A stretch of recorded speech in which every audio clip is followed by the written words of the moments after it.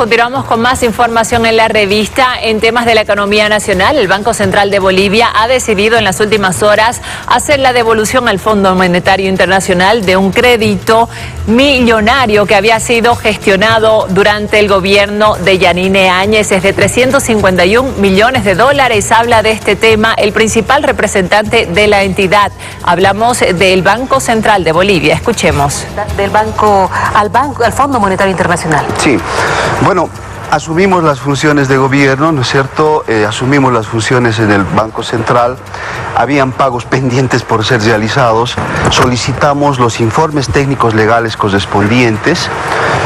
Posteriormente se comunica al Ministerio de Economía que habrían recursos que presumiblemente habrían sido contratados en favor del Tesoro General de la Nación.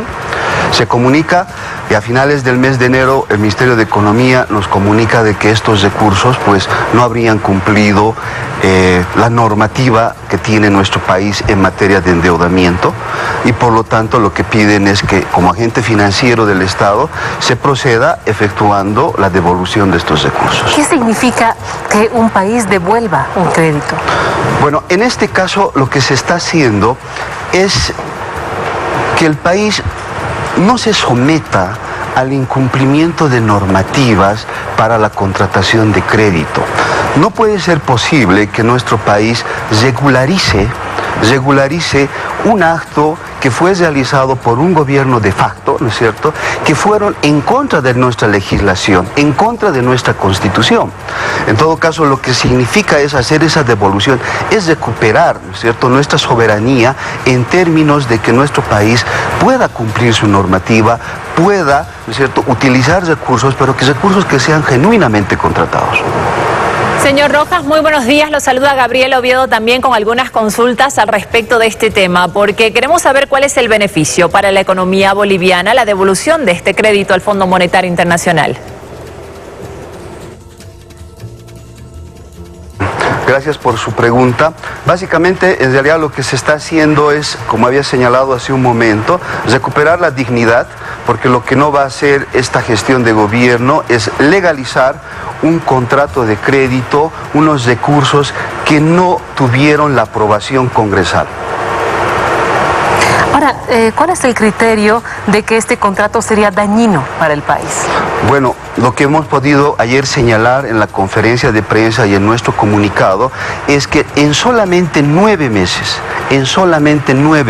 ¿no es cierto?, desde que se desembolsan los recursos, se ha generado un costo financiero total por revalorización de DEX, porque es un crédito que se nos otorga en DEX, derechos especiales de giro, ¿no es cierto?, por intereses y por comisiones de 24 millones de dólares. Ese es el costo financiero que solamente se ha generado en 9 meses. En otras palabras, se ha contratado un crédito que en términos financieros no era eficiente, era absolutamente oneroso para el Estado boliviano.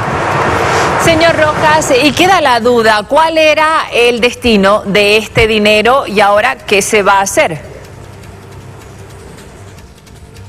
Bueno, el destino de este dinero inicialmente, como fue solicitado por las ex autoridades, en principio era poder coadyuvar a enfrentar a la economía un entorno adverso.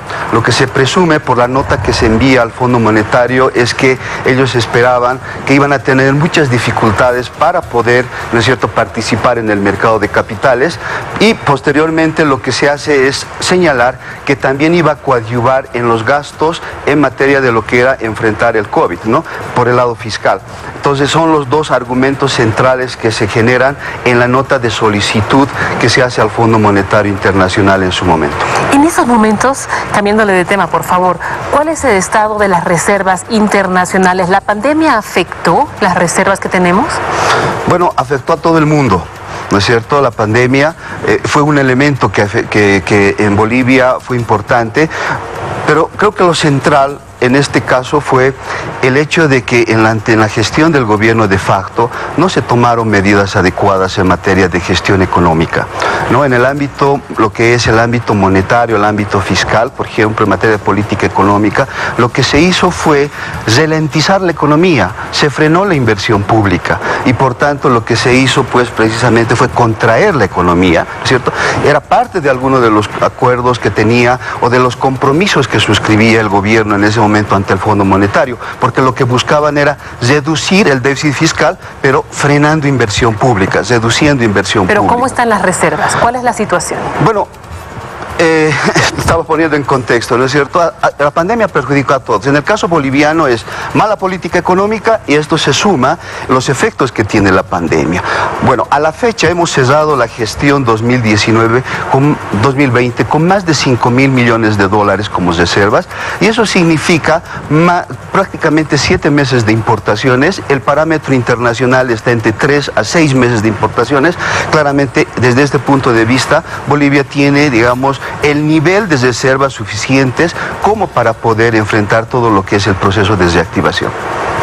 Presidente, ¿qué posición asumirá si el Ejecutivo decide generar créditos con el Banco Central de Bolivia para proyectos estatales?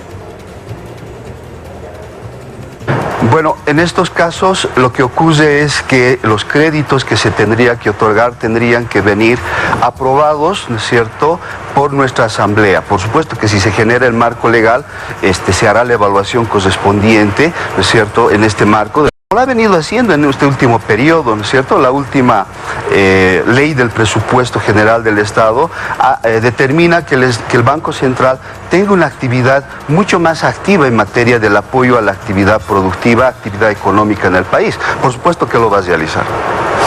Gracias, presidente, por estar con nosotros. Buenos días. Usted, Natalia, muchas gracias y nuevamente agradecer por la invitación a su programa. 7 de la mañana con